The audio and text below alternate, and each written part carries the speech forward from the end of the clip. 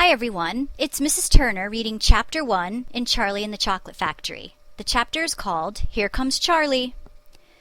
These two very old people are the father and mother of Mr. Bucket.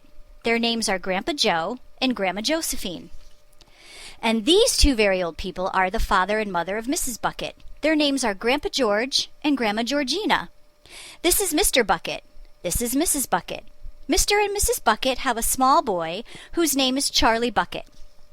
This is Charlie. How do you do? And how do you do? And how do you do again? He is pleased to meet you. The whole of this family, the 6 grown-ups, count them, and little Charlie Bucket lived together in a small wooden house on the edge of a great town. The house wasn't nearly large enough for so many people, and life was extremely uncomfortable for them all. There were only 2 rooms in the place altogether, and there was only 1 bed. The bed was given to the 4 old grandparents because they were so old and tired. They were so tired, they never got out of it. Grandpa Joe and Grandma Josephine on this side, Grandpa George and Grandma Georgina on this side. Mr. and Mrs. Bucket and little Charlie Bucket slept in the other room upon mattresses on the floor. In the summertime, this wasn't too bad, but in the winter, freezing cold drafts blew across the floor all night long, and it was awful. There wasn't any question of them being able to buy a better house, or even 1 more bed to sleep in. They were far too poor for that. Mr. Bucket was the only person in the family with a job. He worked in a toothpaste factory, where he sat all day long on a bench and screwed the little caps onto the tops of the tubes of toothpaste after the tubes had been filled. But a toothpaste cap screwer is never paid very much money, and poor Mr. Bucket, however hard he worked, and however fast he screwed on the caps, was never able to make enough to buy 1/2 of the things that so large a family needed. There wasn't even enough money to buy proper food for them all. The only meals they could afford were bread and margarine for breakfast, boiled potatoes and cabbage for lunch, and cabbage soup for supper. Sundays were a bit better. They all looked forward to Sundays because then, although they had exactly the same, everyone was allowed a second helping. The Buckets, of course, didn't starve, but every one of them, the 2 old grandfathers, the 2 old grandmothers, Charlie's father, Charlie's mother, and especially little Charlie himself, went about from morning till night with a horrible, empty feeling in their tummies. Charlie felt it worst of all.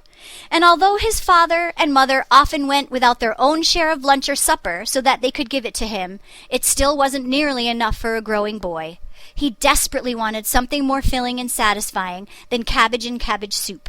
The one thing he longed for more than anything else was chocolate. Walking to school in the mornings, Charlie could see great slabs of chocolate piled up high in the shop windows, and he would stop and stare and press his nose against the glass, his mouth watering like mad. Many times a day he would see other children taking creamy candy bars out of their pockets and munching them greedily. And that, of course, was pure torture. Only once a year on his birthday did Charlie Bucket ever get to taste a bit of chocolate. The whole family saved up their money for that special occasion, and when the great day arrived, Charlie was always presented with 1 small chocolate bar to eat all by himself. And each time he received it, on those marvelous birthday mornings, he would place it carefully in a small wooden box that he owned, and treasure it as though it were a bar of solid gold. And for the next few days he would allow himself only to look at it, but never to touch it.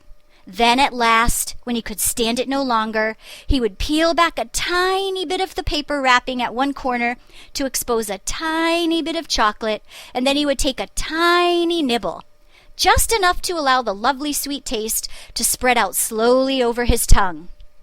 The next day he would take another tiny nibble, and so on, and so on. And in this way, Charlie would make his 10-cent bar of birthday chocolate last him for more than a month. But I haven't yet told you about the one awful thing that tortured little Charlie, the lover of chocolate, more than anything else. This thing, for him, was far, far worse than seeing slabs of chocolate in the shop windows or watching other children munching creamy candy bars right in front of him. It was the most terrible, torturing thing you could imagine, and it was this.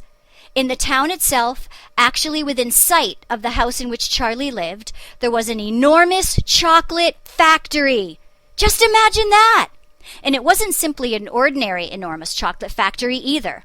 It was the largest and most famous in the whole world. It was Wonka's factory, owned by a man called Mr. Willy Wonka. the greatest inventor and maker of chocolates that there has ever been. And what a tremendous, marvelous place it was! It had huge iron gates leading into it, and a high wall surrounding it, and smoke belching from its chimneys, and strange whizzing sounds coming from deep inside it. And outside the walls, for half a mile around in every direction, the air was scented with the heavy, rich smell of melting chocolate.